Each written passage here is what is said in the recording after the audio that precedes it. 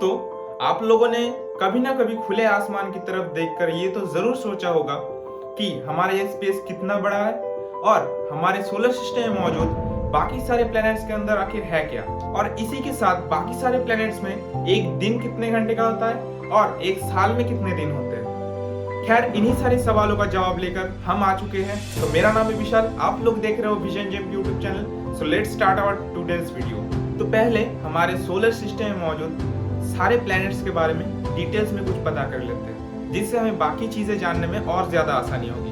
तो चलिए हम सोलर सिस्टम के इस सुहाने सफर पर निकलते हैं। तो इस सफर में हमारा सबसे पहला जो प्लैनेट होगा वो होगा मर्क्यूरी, जो हमारे पूरे सोलर सिस्टम में सन का सबसे नियरेस्ट प्लैनेट है, और इसी के साथ हमारे पूरे सोलर सिस्टम में सबसे स्मॉलेस्ट प्लैनेट भी मर्क्यूरी ही है। और मर्क्यूरी सन का एक चक्कर लगाने में 88 डेज का टाइम लेता है, यानी कि मर्क्यूरी पर एक साल 88 डेज का होता है।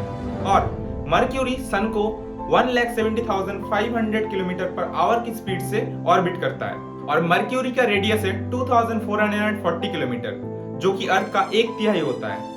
और सूरज का सबसे नियरेस्ट प्लैनेट होने की वजह से इसकी बहुत ज्यादा जानकारी हमारे पास नहीं है, लेकिन हम उम्मीद कर सकते हैं कि फ्यूचर में हाई टेक्नोलॉजी के साथ हम इसके बारे में और भी ज्यादा डिटेल्स में जानकारी प्राप्त कर पाएंगे।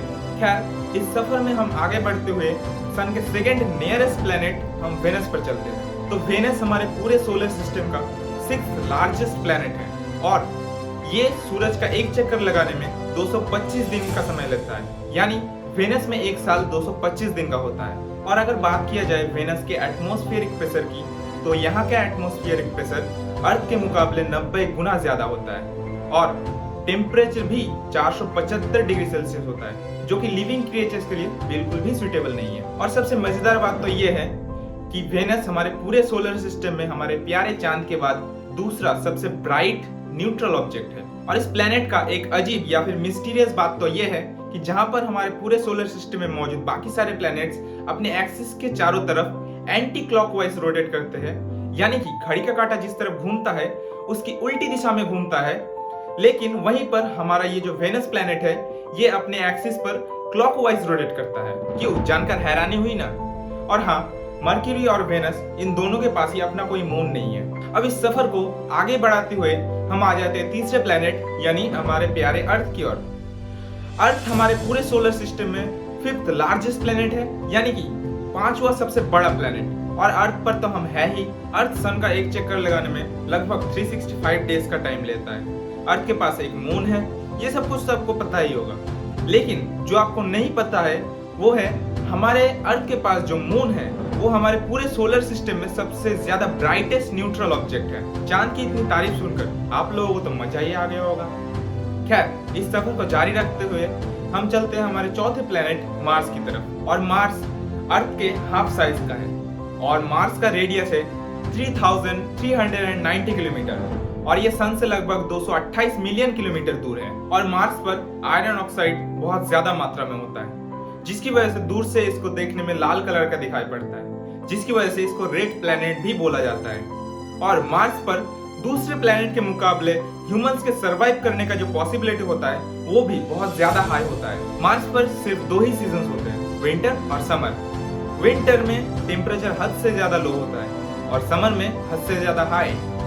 और हाँ, मार्स के पास सिर्फ 2 ही मून है। चलिए इस सफर को कंटिन्यू करते हैं और चलते हैं हमारे 5th प्लैनेट जुपिटर पर। जुपिटर का डायमीटर है 1,42,984 किलोमीटर, जो कि अर्थ के मुकाबले 11 गुना बड़ा है। और जुपिटर हमारे पूरे सोलर सिस्टम का सबसे बड़ा प्लैनेट है, और सीधे शब्दों में अगर कहा जाए तो ये एक गैसियस जाइंट है, जिसमें हाइड्रोजन की मात्रा 75% से भी ज्यादा होती है, और 25% तक इसमें हीलियम होता है। और ये सुनकर आपको हैरानी होगी कि जुपिटर हमारे पूरे सोलर सिस्टम का सबसे बड़ा प्लैनेट होने के बावजूद भी ये अपने एक्सिस पर घूमने में सबसे कम समय लेता है, जो कि है लगभग 10 घंटा, यानी कि जुपिटर पर एक दिन 10 घंटे का होता है। और हाँ, जुपिटर के पास 95 मून्स है। तो चलिए अब इस सफर को जारी रखते हुए चलते हैं हमारे 6वें प्लैनेट सैटर्न की तरफ। सैटर्न हमारे पूरे सोलर सिस्टम का 2nd लार्जेस्ट प्लैनेट है। जुपिटर की तरह ही सैटर्न भी एक गैसियस जाइंट है, जिसके पास कोई फिजिकल सरफेस नहीं है।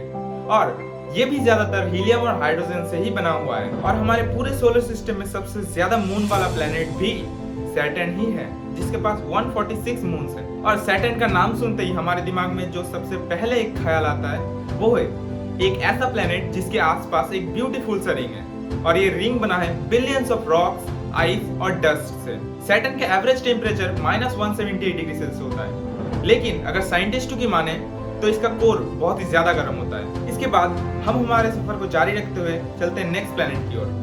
हमारा नेक्स्ट प्लेनेट है यूरेनस, जिसका डायमीटर है 51,118 किलोमीटर। लेकिन जैसे जुपिटर और सैटर्न गैस से बने हुए हैं, जिसकी वजह से इनको गैसियस जायंट बोला जाता है, वैसे ही यूरेनस पूरी तरह से बर्फ से बना है, जिसकी वजह से इसको आइस जायंट बोला जाता है। और ये प्लेनेट अपने एक्सिस के अराउंड क्लॉकवाइज रोटेट करता है, जबकि हमारे सोलर सिस्टम में मौजूद लगभग सभी प्लेनेट अपने एक्सिस के एंटी क्लॉकवाइज रोटेट करते हैं।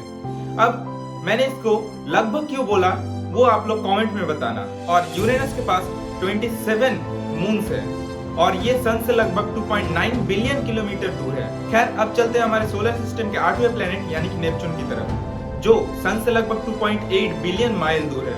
नेपच्यून भी यूरेनस की तरह एक आइस जायंट है, जिसके पास 14 मून है और इसके पास भी सैटर्न की तरह एक रिंग है जो कि बहुत सारे डस्ट से बना है। और नेपच्यून अपने एक्सिस पर रोटेट करने के लिए 16 घंटे का टाइम लेता है, यानी कि नेपच्यून पर एक दिन 16 घंटे का होता है। और ये नेपच्यून आज से लगभग 4.5 बिलियन साल पहले तैयार हुआ था। खैर, आज के लिए बस इतना ही। एक ही वीडियो में सारा कुछ एक्सप्लेन करना तो पॉसिबल नहीं है, इसीलिए हम सोलर सिस्टम में मौजूद सारे प्लैनेट्स के ऊपर एक डेडिकेटेड वीडियो बनाएंगे। अगर आपको ये वीडियो पसंद आया होगा तो लाइक जरूर करना। ऐसी और वीडियोस को पाने के लिए हमारे चैनल को सब्सक्राइब कर देना। मिलते हैं किसी और वीडियो में। जय हिंद।